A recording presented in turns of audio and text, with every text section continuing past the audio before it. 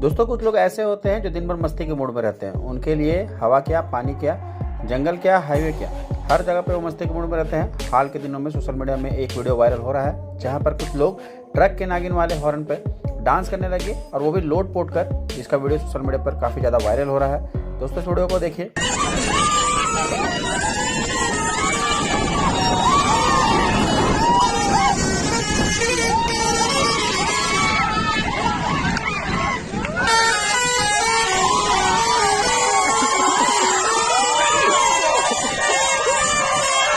अगर दोस्तों आप भी इसी तरह के हैं तो कमेंट करना मत भूलिएगा। चैनल पर नए आए तो सब्सक्राइब करना मत भूलिएगा। वीडियो को लाइक करना मत भूलिएगा। Thank you for watching.